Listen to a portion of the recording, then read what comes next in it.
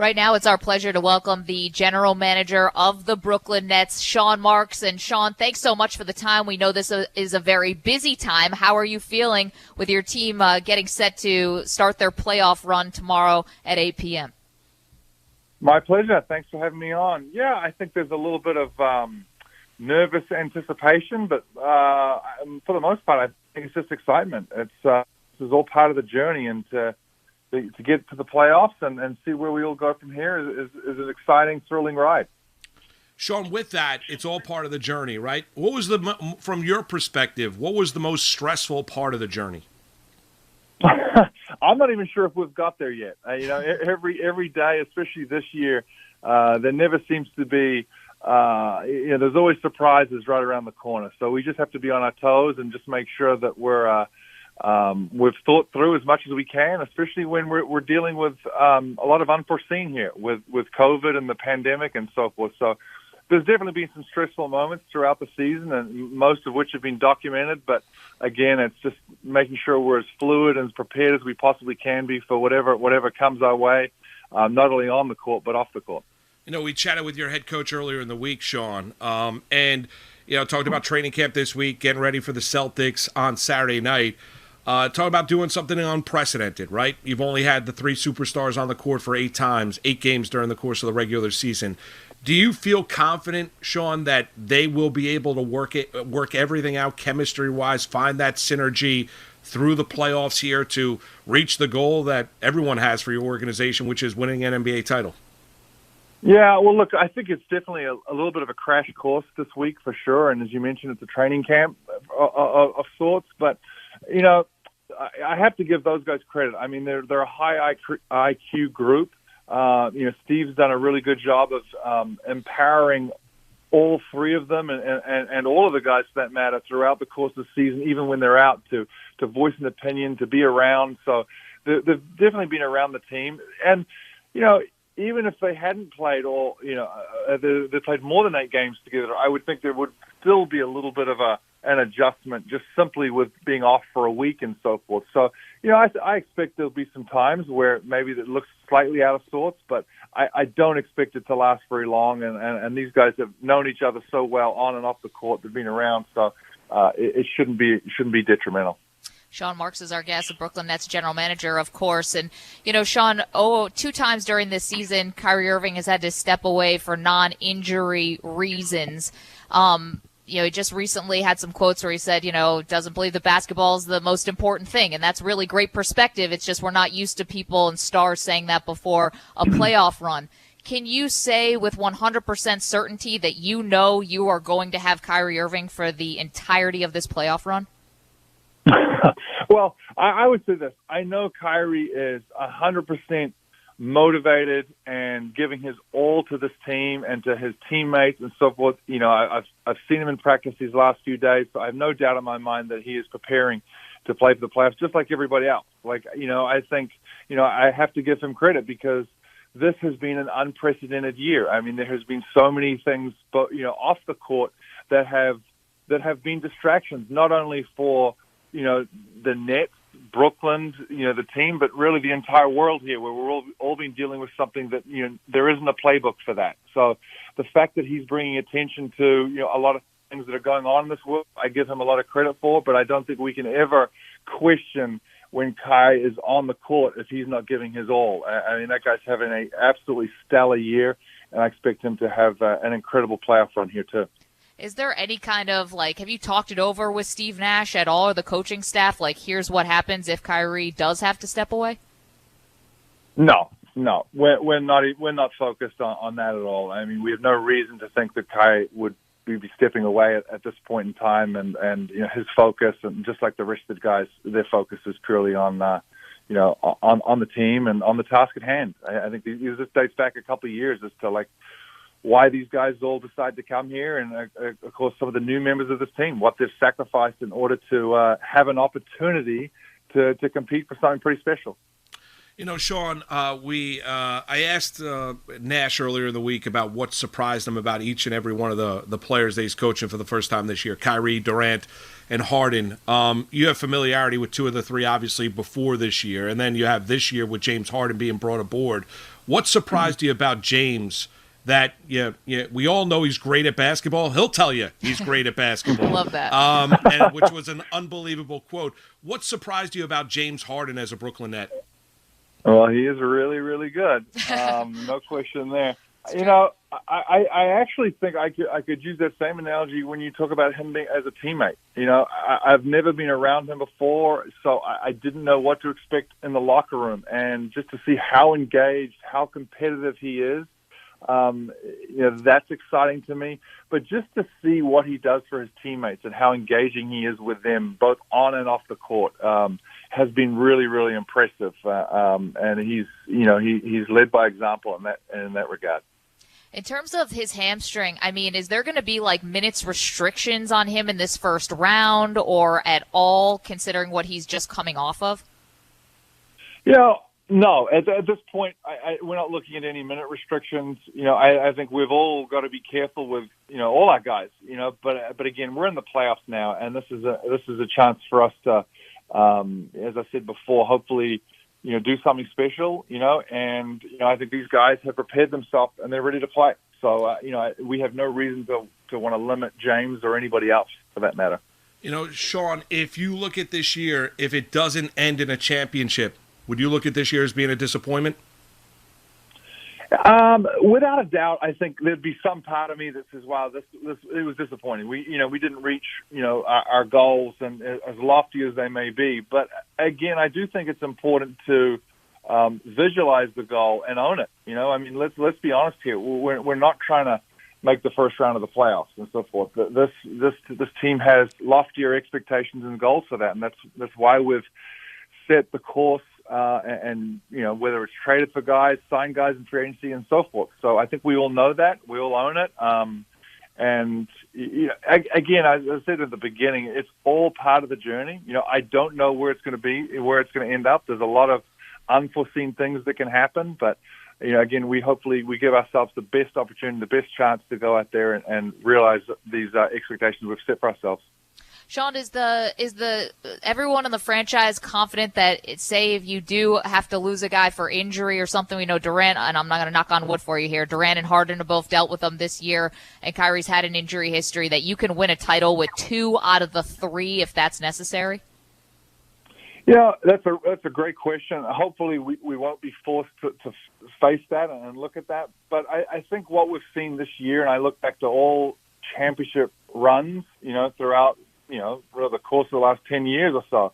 And there's always been, a role player, somebody else on the team that stepped up and had, I don't know if it's an out-of-body experience, but one heck of a game and helped that franchise win a series. It could have been winning a first-round series, second round, whatever it may be, but they've stepped up and they were prepared and they were ready to play.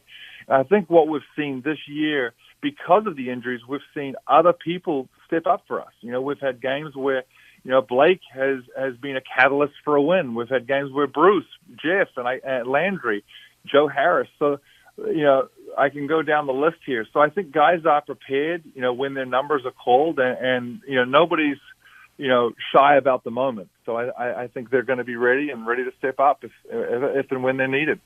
Sean, as an executive, if we take Kyrie, Durant, and Harden out of it, what is the player move, whether it be trade or whether it be signing? Which one are you most proud of as an executive in who you've added to this team outside of those big 3?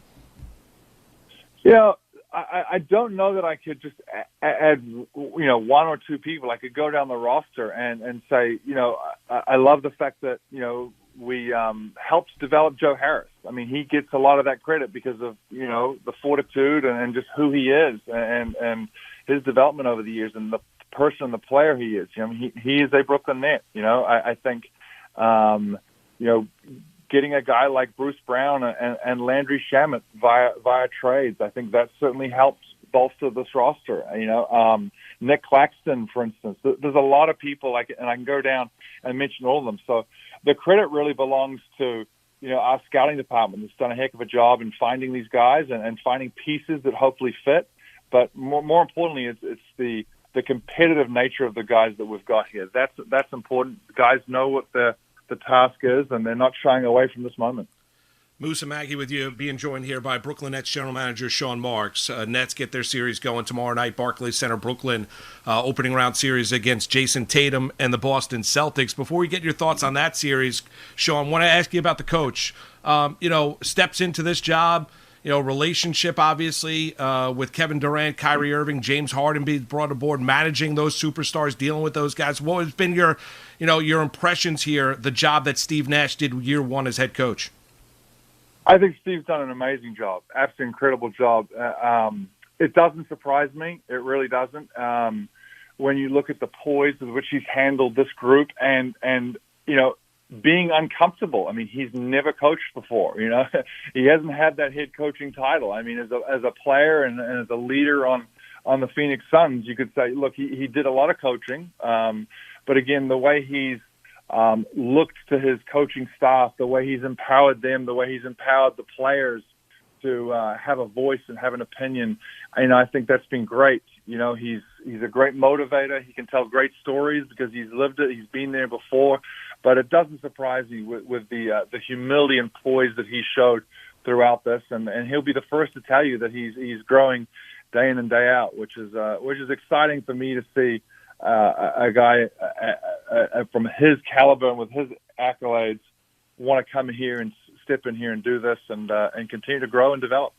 Sean, from the outside, nobody questions whether or not you can score, right? But the questions are about whether or not you can defend. Can you get that big-time stop in the fourth quarter if need be? Yep. Do you have defensive concerns about your team? Well, I'd be lying if I said, we're a defensive juggernaut because, that's not the truth here. But at the end of the day, I think, everything gets ratcheted up, come playoff time. And, I think what we've seen just even over the last couple of weeks here when we've had, some of our big guys back and so forth, they will definitely help with that. They know what the expectations are and they'll pick it up. I think we've got some very versatile guys who will see playing a much larger role, a much bigger role there, whether that's, playing small ball with Jeff at the 5, or we could see Nick playing more minutes and him being able to switch out and guard on the perimeter and so forth. So, we know that's an area where we need to work at, but, we're also working on the offensive end as well. I mean, we're going to make sure we can score and score more points than the opposition. Yeah, Sean and I was asking Coach Nash the other day about, learning the lessons from the 7 seconds or less Phoenix Suns, and you were on that team also with D'Antoni and him, and just sort of leaning into what you do offensively and hoping that can carry you. It never worked out for the Suns. You guys couldn't make it to the finals, but to the finals, but can that happen with this group? Like, if you just play your game and play your game offensively, can you just kind of run everyone off the floor? I don't think we want to just focus on, just running everybody off the floor because, I think we all know basketball and we can have, you can have dips in your offense and guys can miss shots. I mean, that's we've seen games like that. So, I think we know our strong suit. We know we play with pace. We know, we have a lot of offensive weapons. So, we're going to have to play our game offensively, and I know the Celtics will do everything they can to sort of take us out of that. But we also have to be focused on trying to stop some of their players. I mean, they've got a very, very talented team, and it's certainly, it's a hard task at hand for us. Sean, I'm curious personally if you take a little bit of how you're looking going into this series against the Boston Celtics, considering the history between the Nets and the Celtics, and you took over a team that really was kind of devastated because of those trades that were made to the Boston Celtics and all of the first-round draft picks that were given away. You inherited a team that was really down, and you've built them back up into what they are now, which is a title favorite and a 100% contender. Now you're facing Boston in the first round. Is there any degree of pride that you get that you took this team that was kind of devastated by those trades and has now turned them into a juggernaut? Yeah, no. To be honest, no. We've never focused, on what's happened way in the past. We know the hand that was dealt to us, and we've managed as well as we could have, and we've made plenty of mistakes along the way, and hopefully we get it right more than we get it wrong. But at the end of the day, I certainly can't take credit for that. There's a group here, a group of people with their fingerprints all over the franchise and building it to as you said, to hopefully become a contender, and I think that's where we're at. Sean, before we let you go, I don't know. Have you heard Greg Giannotti's impersonation of you? I have. It's been a while, yeah, but I have. All right, heard so it before. we're gonna play a quick clip here, right? This is We Boomer got to and set it Gio. up, though. Yeah. Okay. So setting up the clip is at the day after the Harden trade happened. Our afternoon host, one of them, Evan Roberts, you know Yes. him, huge Nets fan, diehard, through and through, was not so pleased about the Harden trade. Now, he's come around full circle. now he loves it. How Now could he he loves not? Harden. We all love Right. Harden. I loved it at the moment, Sean, but that's just me. Anyway, Evan has come around, but in the moment, he was not happy about it. So this is a Greg Giannotti doing an impersonation of Sean Marks, talking Evan Roberts off the cliff. Correct. After James Harden was traded to your team, okay? Take a listen. I understand that little red-headed kid didn't like it so much. Gonna be okay. You go to mommy and daddy and you tell them how you feel and don't hold back. And you drink your milk and you grow. You get your strong bones. And then one day you'll be an adult and you understand how adults do things. Now, what would you make of Gio's impersonation of you, Sean? I actually thought that was me. Are you sure that was him? Wow. There's no greater compliment, and you might be being facetious, so I don't know. No. No. Now, the other thing. Yeah, go ahead. No, I say, I'm glad you can have some fun with it. So, yeah, look, I think as hard as that Harden trade was, giving up, players that we certainly valued and picks that valued, I don't think looking back now, any of us are questioning that. And James has been a terrific addition to our group. No, he's not. And Evan Roberts, who's like Mr. Brooklyn Net here at WFAN, he had to eat a lot of crow after, critical of Harden. What would you say to Evan right now, Sean? Well, I would put my best New Zealand accent on and then and probably reiterate what I just heard. But look, I think we have a window here where we've got to try and maximize that, and and you got to get a little lucky with health and everything else, and hope all the pieces fit. And again, you hope you've made the right decision on the way, but at the same time, everything that James has brought to our group so far, and we look forward to a lot of him in the future. It'll be exciting, and he's a fun guy to have around and amongst the group, without a doubt. And we'll close it out here, Sean. You've been a good sport, and that is this. Nervous excitement? I mean, what are you feeling right now? Because this is, it's really go time. It's all about winning a championship, putting this collection of talent together. Or you got a little bit of a nervous excitement for Saturday night? Yeah, I think there's a little bit of excitement. It probably hasn't completely sunken in yet, to be brutally honest. I think when we get to the arena and go through introductions and you see the crowd back in there, which is, to me, that's exciting. When we're going to get a sellout crowd coming back to Brooklyn. I'm excited for the borough more than anything else. There's without a doubt, there's a yearning for sports events. So the fact that the Brooklyn Nets and are playing in the playoffs right now against the Celtics, that's going to be fun. So I'm going to be excited there, hearing the crowd yell and scream and get behind us as they have done in the past. So, the energy is going to be amazing, and whether that's from my group, from the players, from the crowd, I'm looking forward to it. Well, Sean, listen. You're getting the last laugh, my friend. Yeah, that's it. Good luck. We'll let Gio know that the impersonation is spot on, and good luck Saturday night, all right? Sounds good. Thank you, guys. All the best.